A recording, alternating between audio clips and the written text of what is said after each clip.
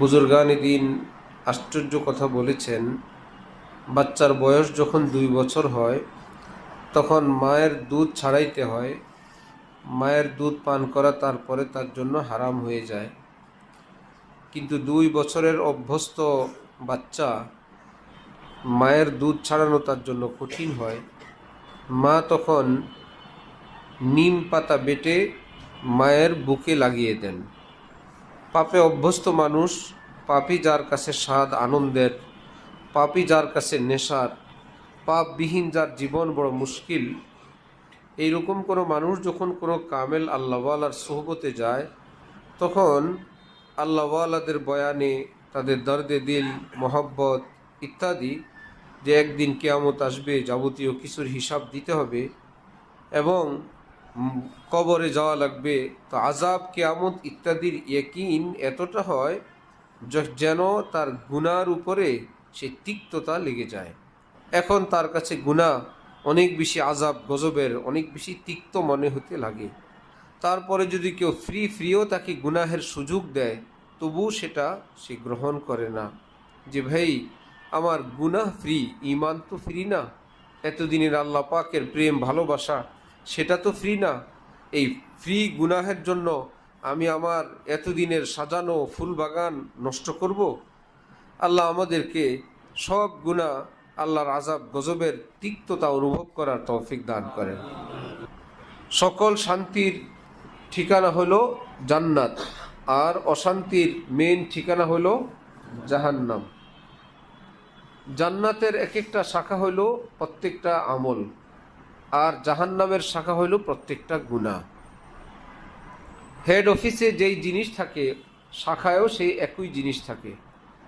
জান্নাতে সুখ, তো জান্নাতি আমলেও সুখ। জান্নাতে ইজ্জত, জান্নাতি আমলেও ইজ্জত। জান্নাতে আল্লাহ পাকের নৈকট্য, জান্নাতি আমলেও আল্লাহ পাকের নৈকট্য। অর্থাৎ জান্নাতে যত কিছু আছে, জান্নাতি আমলের মধ্যে তার খানিকটা, কিছু কিছু আভাস, কিছু কিছু পরিমাণ সে আমলের মধ্যেও আছে। পাশাপাশি জাহান্নাম অশান্তির, গুনাহ অশান্তির। জাহান্নাম জিল্লতির, অপমান অপদস্থ হওয়ার, গুনাহ অপমান অপদস্থ হওয়ার। জান্নাতীদের উপর, জাহান্নামীদের উপর আল্লাহ ক্ষুব্ধ, গুনাহগারের উপরও আল্লাহ ক্ষুব্ধ। জাহান্নামীরা আল্লাহ পাকে দূরে নিক্ষিপ্ত, জাহান্নামী কাজ যারা করবে তারাও আল্লাহর রহমত থেকে দূরে নিক্ষিপ্ত। সব কিছুই আছে। যারা জাহান্নামকে ভয় পায়, জাহান্নাম তো বিনা কারণে হবে না।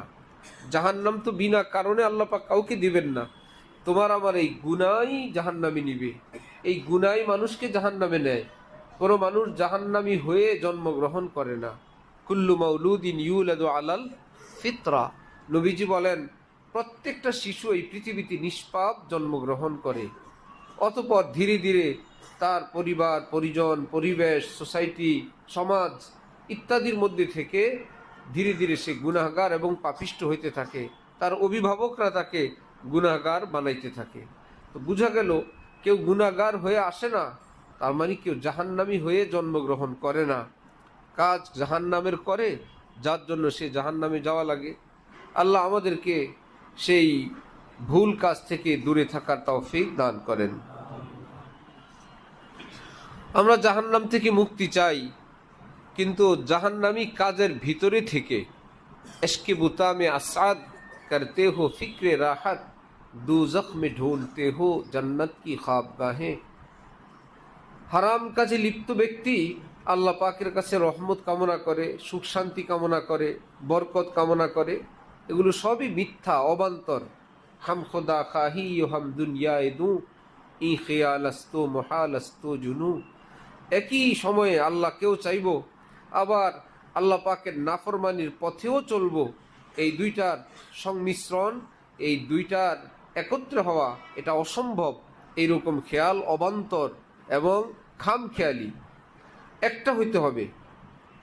একই ছাত্র পরীক্ষায় পাস আবার ফেল, এই দুইটা কি একজনের জন্য সম্ভব? বার্ষিক পরীক্ষা সে পাস অথবা পাসও এবং ফেলও, এই দুইটা হবে না। সব মিলাই সর্বশেষ একটা কথায় তাকে যেতে হবে, হয়তো ধরতে হবে পাস, নয়তো কি ফেল। একই জন 1 নম্বরও সে, আবার 2 নম্বরও সে, অসম্ভব। হয়তো 1 নম্বর হবে, নয়তো 2 নম্বর হবে, হয়তো নারী হবে অথবা পুরুষ হবে, হয়তো হালাল হবে নয়তো হারাম হবে, একটা দিকে হবে। কিন্তু আমরা যেই মিশ্রণ জীবন যাপন করতেছি, যে মিশ্রিত জীবন যাপন, যে কিছু তো নেকির কাজ আবার কিছু গুনাহের কাজ, আল্লাহ পাকের রহমত তালাশ করি গুনাহের সঙ্গে যুক্ত থেকে, হারাম সম্পর্কের মধ্যে, জুলুম অত্যাচারের মধ্যে, বেয়াদবির মধ্যে। নাপাকি এটা তো ব্যক্তিগত ব্যাপার, এখানে কোনো পুলিশ থাকে না, পাহারাদার থাকে না। পাক নাপাকের ব্যাপারে সবাই নিজেরটা নিজেই করতে হয়। যে পাক থাকবে এটা তার ব্যাপার, কেউ নাপাক থাকবে সেটাও তার ব্যাপার। এখানে কোনো ওস্তাদ কেউ পাহারা দিয়ে তাকে পাক নাপাক বানানো সম্ভব না, শুধুই নিজের ব্যাপার। কিন্তু নিজের ব্যাপার লা তাজিরু ওয়াজিরাতুন, বারবার কোরআনে পাকে আল্লাহ পাক বলেন তোমার উস্তাদ তোমার বোঝা বহন করবে না, তোমার মা বাবা আপনজন সাথী সঙ্গীরা কেউ আসবে না, বরং ইয়াউমা ইয়াফিরুল মারউ মিন আখি, তোমার ভাই ভাগবে, ওয়া উম্মিহি ওয়া আবিহি, ভাই থেকে, মা থেকে, বাবা থেকে, ওয়া সাহিবাতিহি ওয়া বানি, স্বামী স্ত্রী একে অপর থেকে, পিতামাতা সন্তান থেকে, সন্তান পিতামাতার থেকে, শুধু ভাববে। কেন? লিকুল্লি ইমরিইম মিনহুম ইয়াউমাইযিন শা'নুন ইউগনি, প্রত্যেকের এমন ব্যস্ততা থাকবে, এমন টেনশন থাকবে নিজের হিসাব নিকাশ নিয়ে, যে কেউ কারো দিকে তাকানোর সুযোগ থাকবে না, হাজার চিৎকার করলেও খোঁজ নেওয়ার সুযোগ থাকবে না।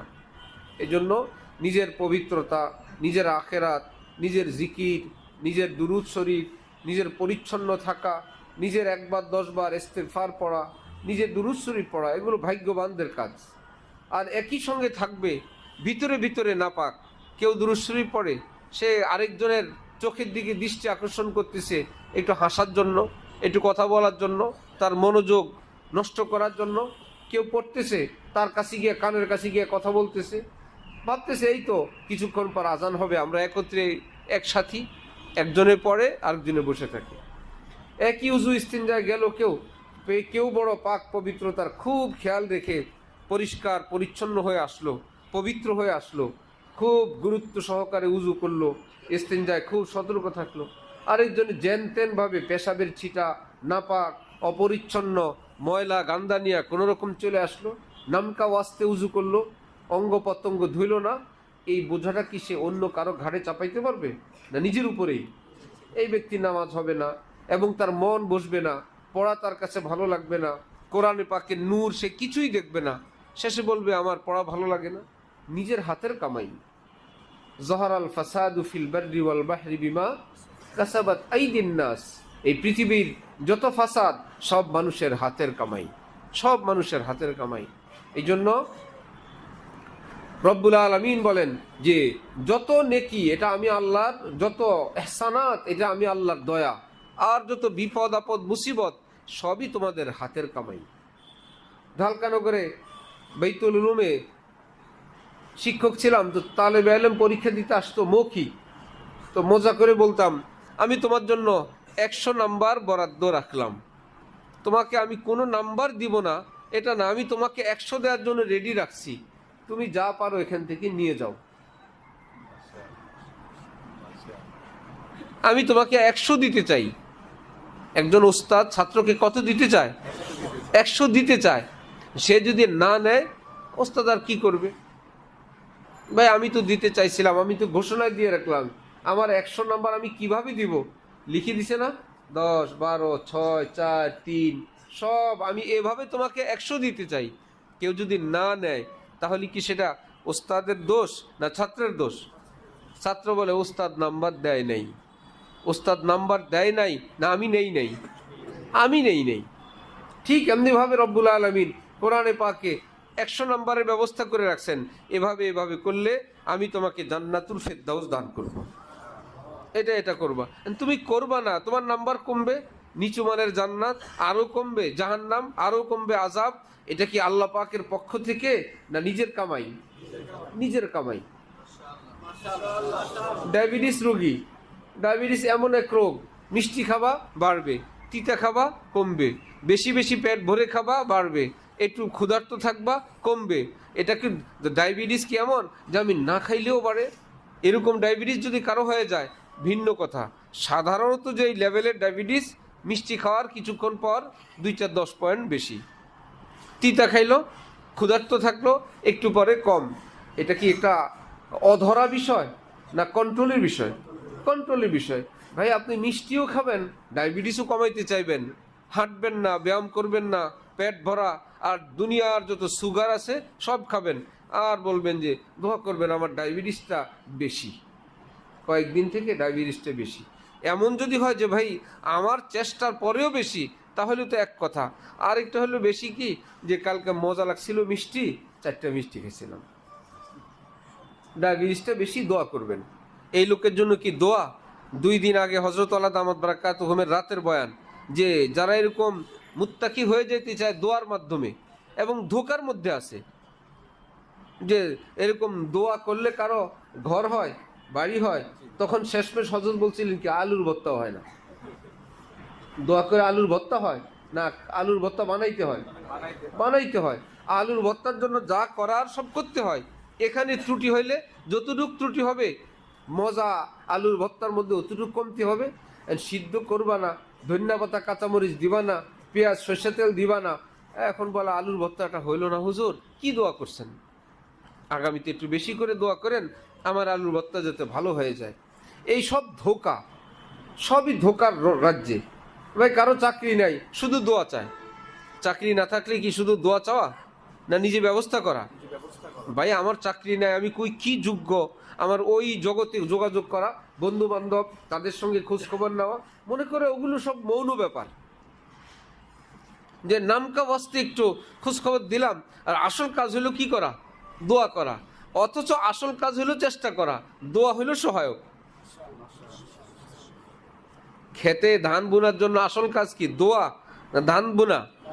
ধান বুনো, সার দাও, তারপরে দোয়া করো। আম গাছ লাগাও, তো আম খাওয়ার জন্য, তারপরে ফিকির করো, তারপরে দোয়া করো। যেই কাজ করা দরকার সেটা। আমরা মনে হয় যেন আমরা মার্কাজুল ইহসানে ভর্তি হইলাম, আমরা হুজুরের বয়ান শুনি, আর আমাদের চিন্তা কি আমাদের এই মাদ্রাসায় পড়লেই ইনশাল্লাহ ওলি আল্লাহ হয়ে যাবে, আর দোয়া করার জন্য লোক আছে, আমাদের উস্তাদরা আছে, উস্তাদ আমাকে পড়াইয়া দিবেন, আমি না। উস্তাদ ভালো করে পড়াইতে পারে না, আমি কি করব? যখন নিজের কাজ মানুষ অন্যের উপর চাপায়, দায়িত্বহীন হয়, অন্ধ হয়, তখন তাকে আর দেখানো যায় না কোনো কিছু, এবং তার কোনো দিমাগ, তার মেধা, তার ব্রেন কোনো কিছুই তখন আর খোলে না। হ্যাঁ, ওই ছেলেটারই যখন বাপ মারা যায়, তখন সেই দেখা যায় রোজগার করে, সে চাকরি করে, সে চাল কিনে, সে 10 টাকা সঞ্চয় করে, ভবিষ্যতের জীবন গড়ার ফিকির করে, সবই সে পারে।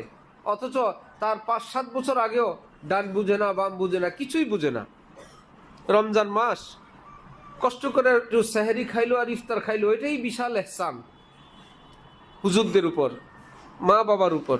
কষ্ট করে সেহরি খাইছি, রোজা রাখছি, ইফতার করছি, এটা যে আমারই জীবন, যে আমি একটু দুরূদ শরীফ পড়লে এটা আমার, একটু তেলাওয়াত করলে আমার, মুনাজাত করে আল্লাহ পাকের থেকে কিছু নেওয়া দরকার সেটা আমার, এটা আমার মা বাবার না, এটা আমার উস্তাদের না, এটা আমার। এই অনুভূতি নাই। সবাই অন্যের কাজ করে, কেউ মাদ্রাসার কাজ করে, কেউ পুলিশের কাজ করে, কেউ মা বাবার ভয়ে ভালো থাকে। এই মন মানসিকতা যাদের, তাদের আমলের মধ্যে কোনো মজা আসে না, কোনো তৃপ্তি আসে না। নিজের জন্য আমি করা দরকার।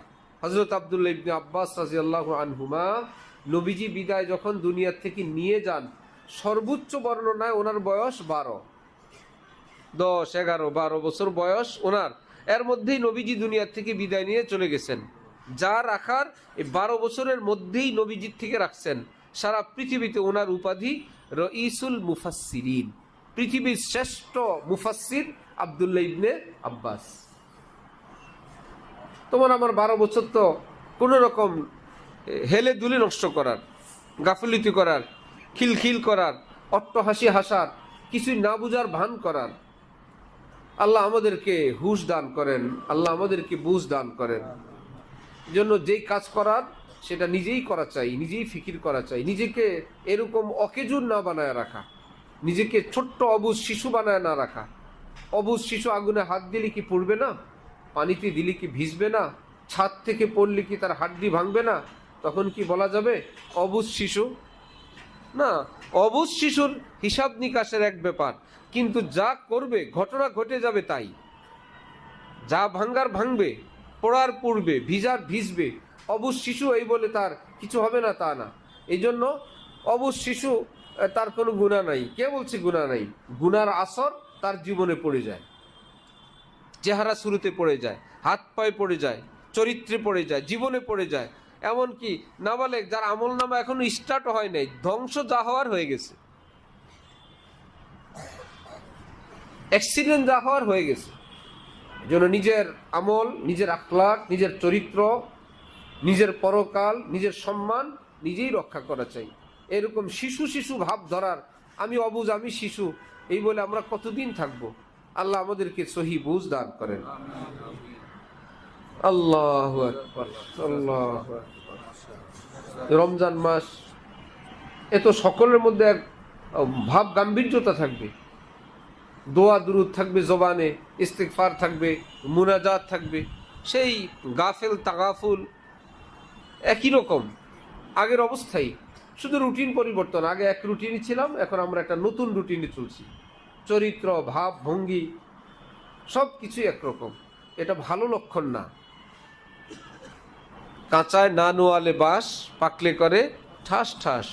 যে ছোটবেলায় যার জীবন শুদ্ধ হয় না, সুন্দর হয় না, বড় হইলে হঠাৎ করে সুন্দর বড় মুশকিল হয়, এটা হয়ে ওঠে না।